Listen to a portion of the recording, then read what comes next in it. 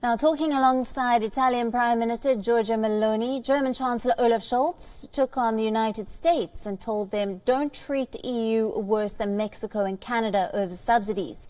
Both the leaders, Meloni and Scholz, agreed that they do not want to get into a global subsidy race.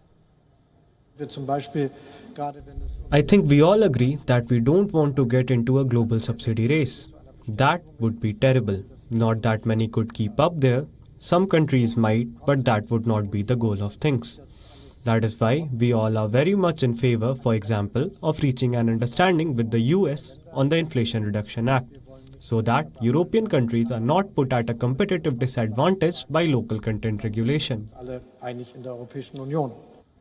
This comes after various European countries criticized the US over the Inflation Reduction Act, a bill that allocates $369 billion for energy security and climate change.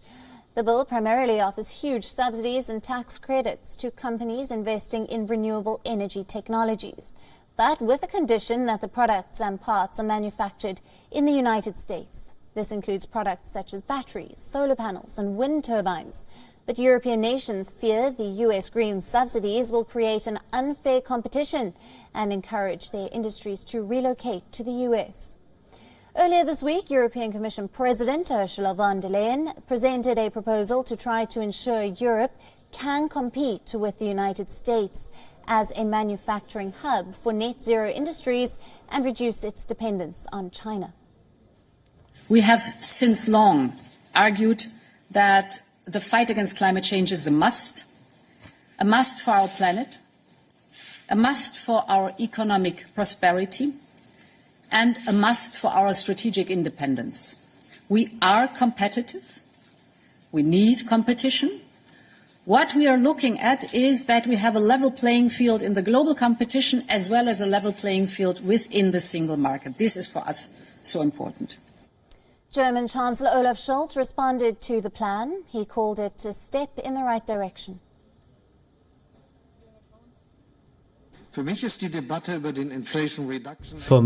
the debate on the Inflation Reduction Act is also an incentive for us Europeans to keep reviewing how we can further improve the conditions for investment here at home. EU Commission President Ursula von der Leyen has made important proposals in this regard, all of which go in the right direction. At the joint statement in Berlin, Italian Prime Minister Meloni said that it was very important to find a European answer to strengthen the competitiveness of European companies.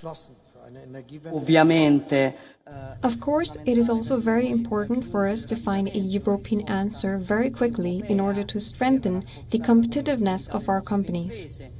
We have seen that the United States, for example, are in the process of combating this situation by investing a lot in its companies. And Europe now has to ask itself what it can do to make its companies competitive as well. The meet between Meloni and Scholz comes before EU members meet for a summit next week, where leaders are expected to discuss plans to boost state aid and other moves to allow Europe to compete as a hub for electric vehicles and other green products. We were earlier joined by Peter Klepp, the editor-in-chief and policy analyst on EU Brexit at the Brussels Report, who shared further insights on the same. Take a look. The European Union's response is to fight protectionism with protectionism, even if they are trying to deny it.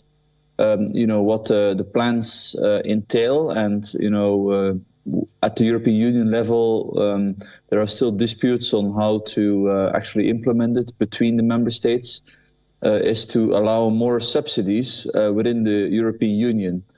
So this will not only, sort of reduce fair global competition, but also it will erode the EU single market, which is an arrangement which foresees that, countries and governments can not subsidize, are not allowed to subsidize companies, because this would, of course, undermine fair and honest competition. WION now available in your country.